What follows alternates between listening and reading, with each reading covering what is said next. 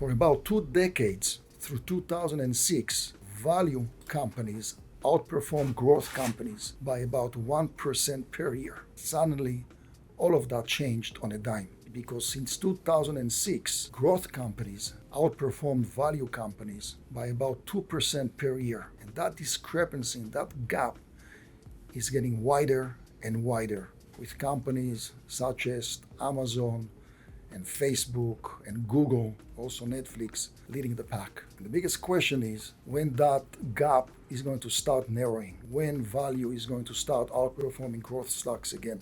What I have to say is that we as investors have to be extremely apprehensive about that turn of events that might come again. Because a lot of these value companies, in my view, are also a value trap, with the exception of some names. Naturally, Microsoft was an exception to the rule. This was a value play a few years ago, selling at 10 times earnings, and with their new CEO that came in and the newly discovered revenue stream in the cloud, the company started jigging itself out of that value play, and today Microsoft is selling, as we all know, at about 30 times earnings. We need to look for these plays such as Microsoft, these deep value investments that in my view can become a growth play. Some companies that come to mind can be GM, a company that sells at 6 times earnings with $15 billion in cash on their books, additional $15 billion in borrowing power to give them enough leeway and liquidity to be ready to launch their cruise autonomous driving service, a company that pays 4% in dividends, one of the cheapest companies on the S&P 500, with a technology kick to it. Their hybrid Volt business is not completely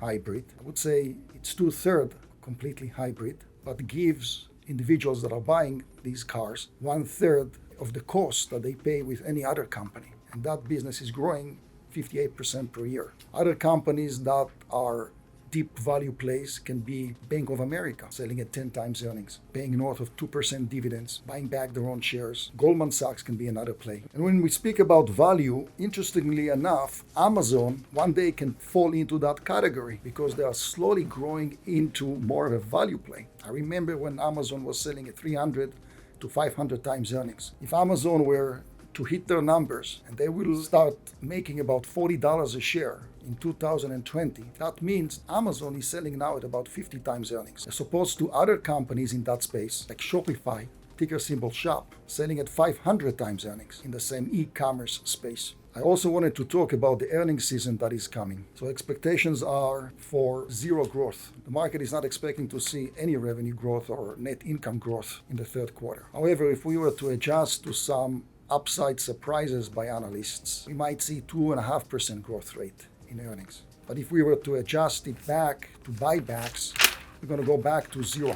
The fourth quarter is going to be a little bit different because the comparisons to the fourth quarter of 2018 are going to become a lot easier. So the market is looking at about 7% growth rate in earnings for the fourth quarter. But if we were to do the same thing, adjusting to buybacks, I think we should expect to see at the end of 2019 about 3.5% to 4% earnings growth, which is not too bad, but there is some slowdown coming. So there are several and many cloud providers out there: Amazon, Google, Microsoft, IBM, Oracle, and even Alibaba. For this portion, I'll focus on the top three since they have a good portion of the market share. The spend on infrastructure in 2018 exceeded $80 billion. This was actually 46% growth as well from 2017, so a lot there. The company with the most market share is AWS, or Amazon Web Services. They saw infrastructure spend from enterprises of $25.4 billion, and that's with a 31.7% of the market share in 2018. And this is 47.1% annual growth from 2017, so they are still growing within that. Second, there is Microsoft Azure, and they saw infrastructure spend from enterprises of $13.5 billion with 16.8% of the market share in 2018. And in terms of their growth, they saw 82.4 annual growth from 2017. So they are growing more than Amazon, even though Amazon has more of the market share. GCP, or Google Cloud Platform, saw infrastructure spend from enterprises of $6.8 billion and with 8.5% of the market share in 2018. But they saw the most growth year over year of 93.9% of the growth from 2017. This is not a winner-take-all market. There are a lot of companies out there with a strategy to use a multi-cloud strategy to diversify away their risk, but also in terms of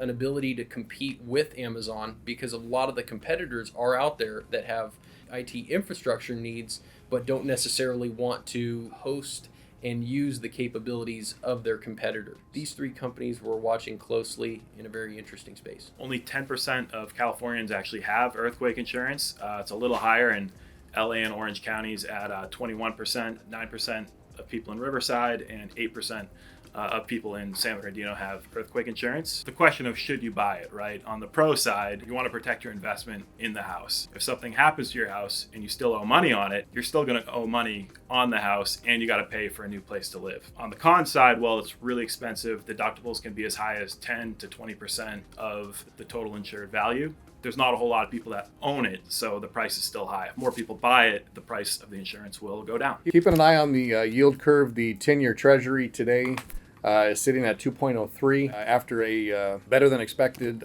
job report last Friday. We did see markets react to that, so it gives another indication of how sensitive markets can be to potential interest rate cuts or increases. The 2-year to the 10-year still has not inverted, but that has gone as low as 17 basis points on Friday.